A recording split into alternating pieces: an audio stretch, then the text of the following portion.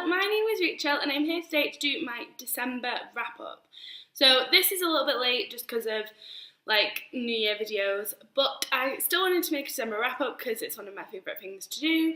So yes, I read about 17 books in December. A lot were like picture books and poetry and graphic novels just because I was trying super hard to reach my Goodreads goal, which I didn't reach in the end, and I kind of think it's a positive thing because it kind of made me have to like give up on that and read for myself, and I think it's a positive step for 2018.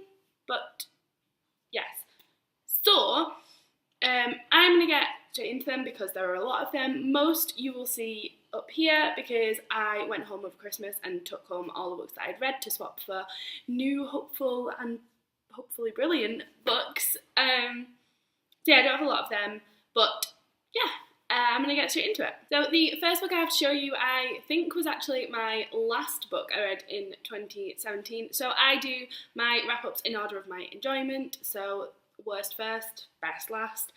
And so my worst book of the month was probably one of my worst books of the year. It's one of my lowest ratings of the year, and it was Monstroso by Marjorie Liu. This is a graphic novel that I was very excited for because I loved the art style when I looked through it. It's very like gothic-y and absolutely beautiful. I will not at all fault the art style in this. It's amazing, and that's what the 0.5 comes from. But for everything else, it was just not good. I felt the structure of the story was just everywhere. There was too many antagonists for you to like follow the actual one that you were supposed to, you know, be rooting against. And it felt a little bit like a bundle of tropes and no real characterization. Especially like, so there's two characters on the back here. You had the wise cat and this little wolf girl who was just there to be cute and adorable but had no real substance or drive or anything like that to her character, and I just found this terrible. So I gave this 1.5 and I don't really want to talk about it for that long. Then when I was at home, I have a little book called Evil Penguins that I will insert here that I just thought it would be a quick and nice read, and it was pretty funny. I gave it 2 stars. Yeah, it's not really one you would talk about. It's just a bit like the Suicide Bunnies one.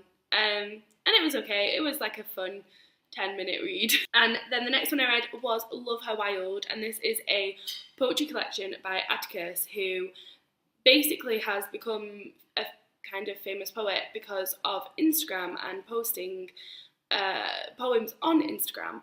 And I didn't love this. So I loved the setup of it. You had a poem and a photo for a lot of it, and it was very aesthetically pleasing to read. And I did sit and read the whole of this. I mean, it was because it was the book I had on a plane, so what else was I going to read? But I think many people have wrote variations on some of the poems in here. They're not special. There's not anything that makes me think, like when I read it, wow, that is so different from everything else and so amazing. And it's not necessarily that you have to be completely removed from everyone else, but it's just that thing that sets you apart. And I don't think this really had it. I think probably it was depending on the pictures and the setup to do that, which it was enjoyable, but it wasn't enough to make it an amazing read. So yeah, I gave this 2 stars. It was okay, but it wasn't anything special. But then I read some picture books this month. So I got the 2 kids that I work with here in Switzerland some books for Christmas, and I wanted to get them some books in English because they're learning English. And yeah, so the first one I got them was Franklin's Flying Bookshop, and I basically read both of these before I wrapped them. And this is a really nice story about a dragon who everybody is scared of him because he's a dragon and he's massive, and then he meets a little fearless girl who helps him like integrate into society basically. And I thought this was very adorable. The artwork is absolutely amazing. The drawings aren't all the same skin colour, which is good for children's books, for them to know that that's not a thing. And obviously, like, you've got a little boy in a wheelchair there, so like I think it's really nice that because it's a children's book and making children more aware of those things, because I know I didn't have those when I was younger, especially with disability. I was aware of disability because of my sister, but there wasn't any in like the things I was watching really, I don't think. But it's quite nice now because the kids like love dragons, and like this does it a little bit, and then they love How to Train Your Dragon, and that has a guy who has a prosthetic limb in it. So yeah, I'm enjoying where kids stuff is going at the moment in terms of representation. And then the other one that I got was Here We Are by Oliver Jeffers, and this is kind of just telling kids about Earth in a really simple manner. It has things like this where it tells you about the body, it tells you about how people look different, and that's fine. Again, like where kids stuff's going. It's just absolutely wonderful. I think it's so beautifully illustrated and well done. So I loved both of them, gave them both 3 stars and thought they were amazing. Next 3-star book that I read in December was Anne of Green Gables. I listened to this on audiobook and I absolutely loved it. It was, I think, a 4-star up till about 3/4 of the way through, and then I dropped a star because I was losing interest by the end of it. But I did really thoroughly enjoy it. I thought Anne was such a fantastic character. She's so fiery, and I adored this. I didn't think I was going to. There's a few books like that I haven't read because I didn't think they were the kind of books that I would enjoy, but actually I loved it, and so I'm hoping to pick up Heidi soon because I hear they're a little bit similar. And then my last 3-star book of the month was Fantastic Beasts and Where to Find Them, and I read this, well, I got it for Christmas and then read it in the few days after, and this is basically like Newt Scamander's Fantastic Beasts but an illustrated version by Olivia Lominette-Gill, and it is beautiful. So in this we can see creatures from the Harry Potter series, and then you have creatures that are more in the Fantastic Beasts series, and then we have just like ones in the universe anyway. And I really enjoyed this. I thought it was a great addition to my Harry Potter collection, and I'm really glad that I read it. So this was really, really good. I would highly recommend because it is gorgeous. The illustrations are so beautiful. Then a 3.5-star book that I read this month was Spinning, and this is a graphic memoir by Tilly Walden, I want to say. I'm not completely sure, but I will insert a picture anyway. And this is basically a graphic novel of Tilly's growing up and being a figure skater and sort of growing up to accept herself, and she feels very alone. She is very aware that she is gay from a very early age and sort of has to come to terms with, she completely knows who she is and has known all this time, but she has never told anyone, and she kind of has to tell people, and I really enjoyed this. I think it's the kind of book that I would usually give 4 stars. It was very similar to Fun Home in that sort of graphic-y style of telling someone's life. However, the only thing that made me knock it down to 3.5 is I felt a very big disconnect, and I think that was good because she is so disconnected from the people around her and from her family and all of these things, that it's kind of a good thing that you felt disconnected from her because it kind of made the story like mean more. However, it just meant that I couldn't give it as high of a rating because if I don't connect with people in a story, I find it very hard to thoroughly enjoy it. So yes, it was very, very good. The drawings are phenomenal, and I did really, really enjoy it, and it's definitely one that I would reread as well. But yeah, so I gave it 3.5 stars, kind of controversially in my own head, because I can even tell now that I'm trying to reason it out that it's higher, but then I don't want to give it higher, so it's very hard. But yes, that was Spinning. The next 2 4-star books that I read were the first 2 in the Scott Pilgrim series. So I've never read the Scott Pilgrim series before, but I read Seconds last year by Brian Lee O'Malley, and I fell in love with it. And when talking to my best friend, she was saying that she also loved Seconds, and it made her go out and get Scott Pilgrim, and she just read the first one, and it was amazing. So I was like, I'm going to do that. So I did, and it is amazing. I thought the first one was going to be the plot of the movie, but it wasn't. It kind of, I think the whole series is the whole movie. So it's quite nice because you get a lot more detail than you would in the movie. And yeah, I'm really enjoying it. I read volume 1 and volume 2, and I bought volume 3 while I was at home, so I am ready to read that as well. And yeah, it's just a very fun series, and it's a quick read, and it just puts a smile on your face. It's quite funny, and it didn't take itself too seriously, and so yeah, would highly recommend that. I've been really enjoying it. And the next one I have is The Christmas Truce by Carol Ann Duffy. This is one of her like little illustrated poetry type books, and it is about Christmas Eve in 1914, I think it was the first year of the First World War. There was a truce during the night on Christmas Eve, and the two sides got up and played football and kind of just had time together and celebrated Christmas, and then in the morning obviously they went back to fighting. And it is always a story that I've been very interested in, and just like humanity triumphing over like dictatorship is great. And yeah, I thought it was absolutely beautiful. I read this with my girlfriend before I went home for Christmas, and we both really loved it. It was really cute, and yeah, it was brilliant. I definitely want to pick up more of the Carol Ann Duffy things next year over Christmas, because that's the only one that I've read, and I've wanted to pick them up for a while, and I don't know why I don't just go and get a few. So that's hopefully what I will do next year. The next book is Assassin's Apprentice by Robin Hobb, which I gave 4 stars. This is the first in the Farseer trilogy, which is part of the Realm of the Elderlings series, and I've wanted to read this for so long because my dad always used to talk about it when I was little, because he absolutely loves fantasy and it's one of his favourite series.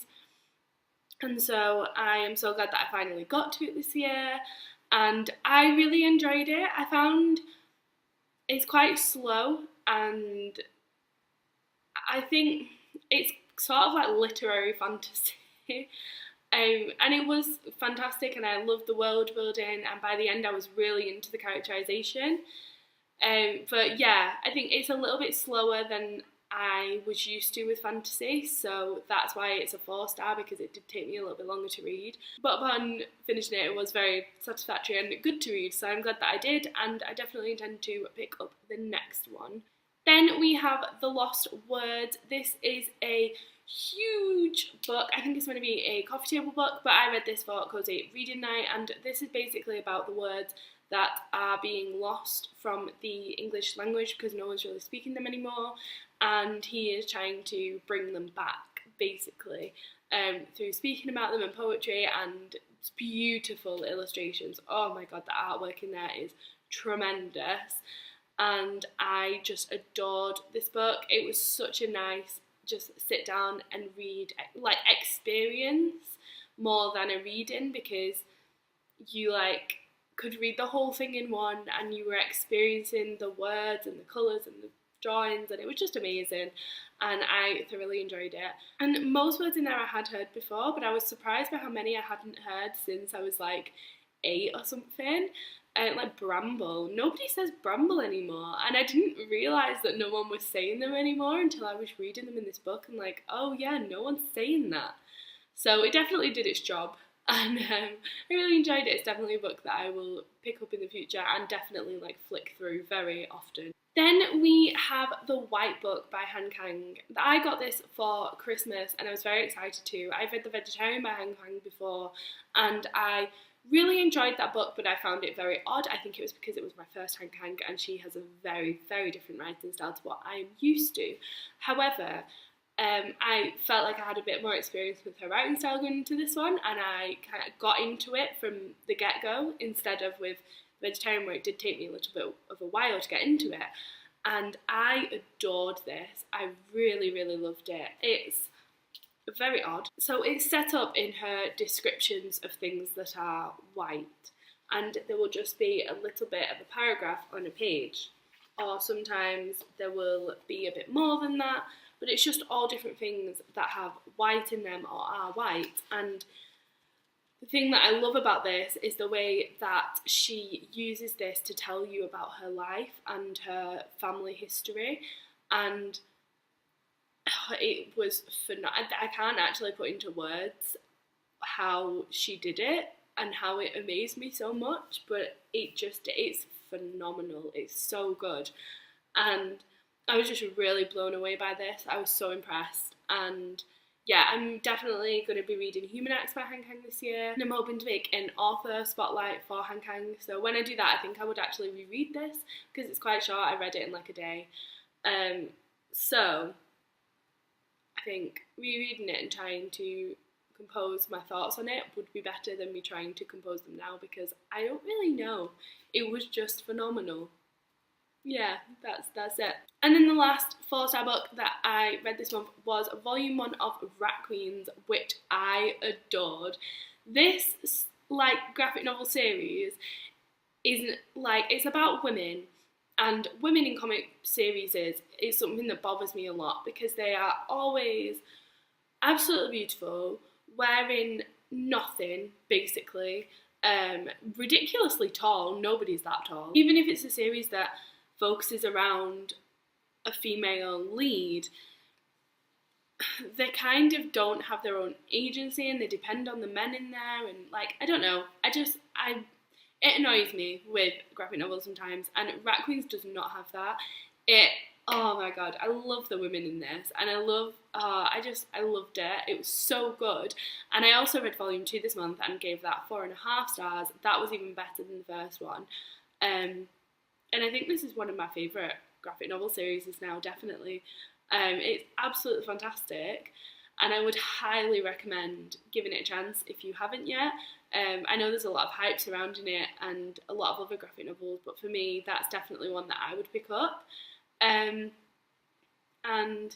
yeah, I think it's definitely set apart in my mind from the other graphic novel series that I've read. So like, I loved Sex Criminals and I loved Saga, but this is apart from that, and I definitely enjoyed it more. So I would highly recommend Rat Queen. And then the last book that I read was a 5-star, and it was a reread. It was Harry Potter and the Goblet of Fire, which is obviously the 4th in the series.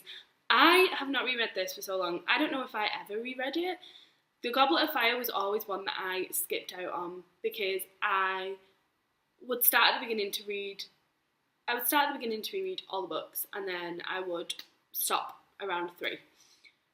And that was because I was always trying to reread them all, but what I wanted to do was reread 5, 6 and 7, because they are my favourites, and I love the end books of Harry Potter. So I think I just always ended up skipping the 4th one, even with this reread that I've been doing. Like, I've got the 3rd one left now. I read it in a really weird order. But even with that, I started 5, went back to 1, 6, 7, went back to 2. Then I did 4. Like, it's very odd. I have a very odd reading habit with Harry Potter, and I definitely, like, one of the main things I want to do is when I finish the 3rd one this time, I want to reread them all in order, because it's just something that I don't do, and it really bothers me, because I would get so much more out of it that way. But I think it's just because I know the story so well that I don't feel like I need to, but I actually want to. But anyway, yes, my reread of the 4th one was obviously amazing. There were so many things in there that I had forgotten and just loved. The bit with Arthur Weasley at the beginning, talking to Vernon and the Dursleys, and his reaction to their treatment of Harry was, that made my heart grow. And the Barty Crouch storyline, I completely forgot, because it's not part of the film. Obviously, they're ending with who is who and stuff. They don't have the same reason, because they don't have some characters. There's some house elves in the books that are not in the film series, and that means that storyline wasn't in it, and I had just forgotten it because I hadn't read it for so long. And it's so much better in the book. It's so much better. The reasons and all the stuff behind it, it's just phenomenal.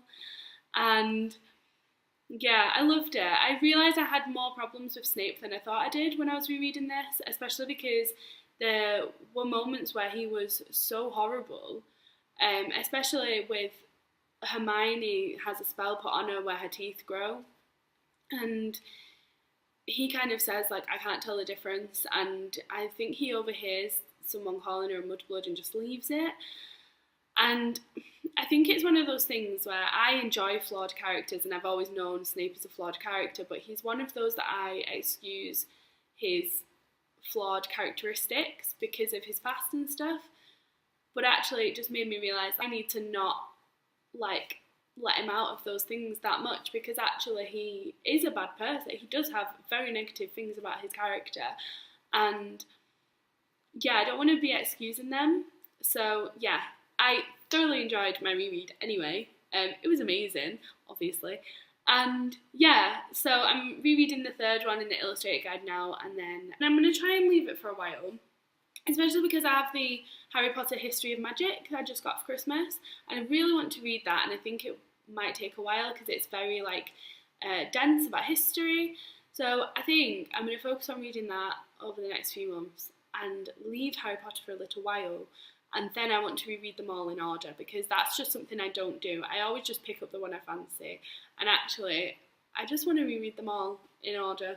And so yes, that's the aim. Hopefully I will pick them up maybe around August, because I think the illustrated guides come out in October around my birthday, so it would be quite good if I started in August and read 1, 2 and 3, and then picked up the 4th illustrated guide, which I'm very, very excited for.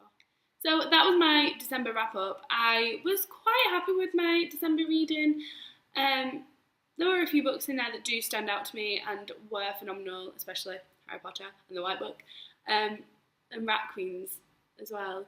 And yeah, it's 2018 now, and I've done all my 2017 videos. That's weird.